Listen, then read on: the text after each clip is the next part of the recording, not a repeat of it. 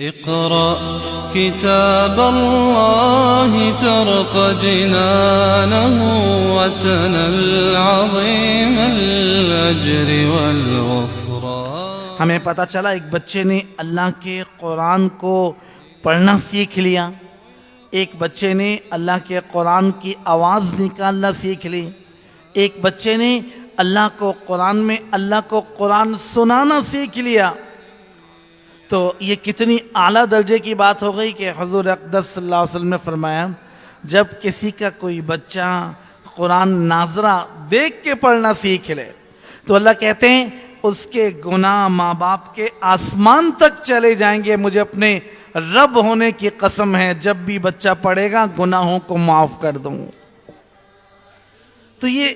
کمال کی، اس لیے ہمارے بڑے ایسے گزرے ہیں، تھانوی الاکابرین کے بارے میں لکھا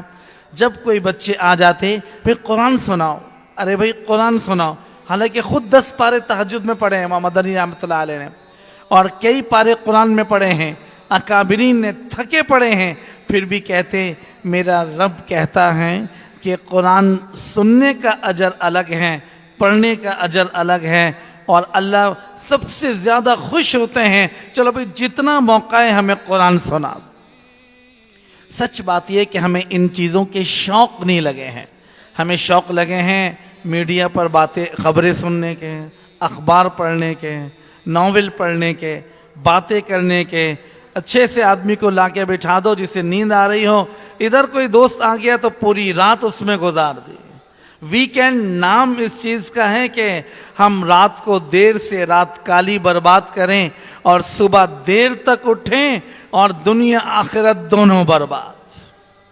حالانکہ میرے رب نے کہا ہے مجھے محبت ہے۔ ارے اللہ کہہ رہا ہے اتنا بڑا رب، ایک چھوٹا سا معمولی سا حاکم، کوئی ہمارے شہر کا کوئی وزیر، کوئی گورنر، وہ کہنا بھائی میں تم سے، مجھے میری پکی تم سے دوستی ہے، ہم فخر سے بتاتے ہیں گورنر صاحب نے یہ کہا تھا۔ وہ رب کائنات جس نے انسانوں کو چرند پرند سب کو بنایا، میرے رب نے کہا مجھے اپنے رب ہونے کی قسم ہے جب رات کا اندھیرا ہوتا ہے اور لائٹیں بند ہو جاتی ہیں، سورج پر نقاب پڑ جاتی ہے، اس موقع پر جب میرا بندہ میری بندی رات کو اندھیرے میں اپنے ہونٹ چمکدار دانتوں کے ساتھ قرآن پڑھتی ہے، میں اس کے قرآن پڑھنے کی وجہ سے سارے فرشتوں پر فخر کرتا ہوں۔ یہ عادتیں ہماری چلی گئیں، یہ باتیں ختم ہو گئیں، بس میں دنیا کی چیزیں، دنیا اتنے تذکرے آئے کہ حق بات یہ ہے کہ ہم نے قرآن پڑھنے والوں کی قدر نکل گئی، قرآن پڑھانے والوں کی قدر نکل گئی، اور قرآن ایک حافظ آ جائے، ایک عالم آ جائے، ایک مفتی دیندار آ جائے، اس کی اتنی عزت نہیں ہے۔ ایک ڈاکٹر، انجینئر، اچھا جی رشتہ آیا ہے بھائی لڑکا حافظ ہے، اچھا کوئی بات، بھائی رشتہ آیا ہے لڑکے نے MBA کیا ہے، تو ایک دم کان کھڑے ہو گئے۔ اور میرا رب کہہ رہا ہے ایک نہیں ہزاروں MBA کو، چارٹرڈ اکاؤنٹنٹس کو، سب کو اگر صرف بھیج دو تو وہ دنیا میں چند 10 20 30 دن کے بعد پیٹ پھولے گا، آنکھیں پھٹیں گی اور رگیں ختم ہوں گی، بال ٹوٹیں گے، ہڈیاں ٹوٹ جائیں گی، اور ان کا سارا جیسے مٹی میں مل جائے گا۔ 5 مہینے 6 مہینے سال کے بعد تو تعفن، اور جب جیسے ہی کسی قرآن پڑھنے والے کو قبر میں دفن کیا جاتا ہے تو اللہ اوپر سے آواز لگا کے کہتا ہے زمین سے فقالت الارض، فوراً اللہ تعالیٰ حکم دیتے ہیں فاوحى اللہ الی الارض، زمین کی طرف حکم ہوتا ہے اللہ تأکل لحمہ۔ دیکھو میرا ایک عزت دار آدمی، جس طرح ہمارا کوئی رشتہ دار،